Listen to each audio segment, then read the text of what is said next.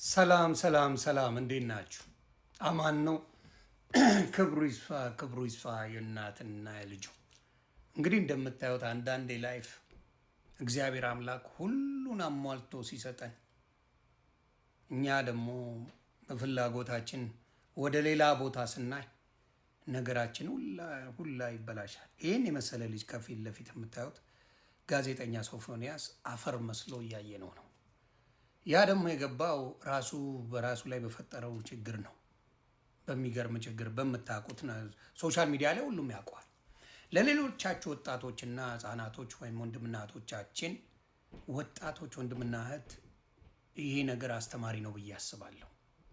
የፈለገ በስጋ ብንፈተሽ በቻልነው አቅም ወደዛ አይነት መንገድ አለመሄዱ መልካም ነው። ምክንያቱም መጨረሻ ላይ እኛን የሚዳኘው እኛን የሚፈርደው አምላክ ስለሆነ ለአምላክ በተወሰነ መልኩ የምንመች ሆነን መገኘት አለብን። በተወሰነ መልኩ ሁሉንም ማድረግ አይቻልም። የሰው ልጅ ስለማይችል በተወሰነ መልኩ እንኳን ለመመቸት እንሞክር።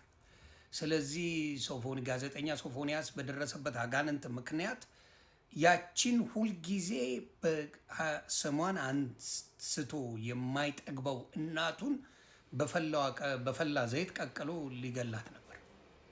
አጋንንት አሰራር በእናንተ ላይ ይሄዳል። የማይሆን መስመር ስትሄዱ አጋንንትም አብሯችሁ ያንን ሆይ ሆይ ብሎ ምን ያደርጋቸዋል? መጨረሻችሁን በጣም በጣም በጣም በጣም ያበላሸዋል። ጥሩ ፕሮፌሽን ያለው፣ ጥሩ እናት ያለው፣ ጥሩ ኮሚኒቲ ያለው፣ ህዝቡን ላይ የሚወደው የተከበረ አንቱ የተባለ ግን የማይረባ ነገር ውስጥ ገብቶ ራሱን አወሳስቦ ሌላ ነገር ውስጥ ገብቶ ነበር። አሁንም የምላችሁ ሌሎች ወንድምና እህቶች እንደዛ አይነት ሀሳብ ካላችሁ ከአምላካችሁ ነው፣ ከሰው አይደለም የምትጋጩት፣ ከአምላካችሁ ነው የምትጋጩት። እና ጥንቃቄ ብታደርጉ ጥሩ ነው።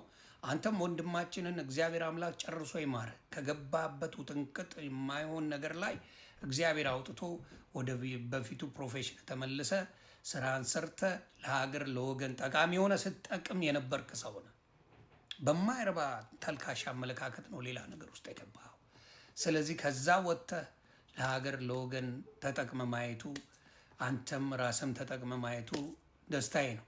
ስለዚህ እጅግ አዝኛለሁ። ልብ የሚነካም ነገር ነው ያየነው። በኢትዮጵያዊ ወገናችን ነው። ስለዚህ ከዛ ነገር እግዚአብሔር እንዲቀይር ምኞቴ ነው። በጣም ነው ያዘንኩት። የምታውቁ ብዙ ነገር ሳይኮሎጂ የተማራችሁ ኢትዮጵያ ውስጥ ካላችሁ ወይም ደግሞ የተለያየ እምነት ተከታዮች ያላችሁ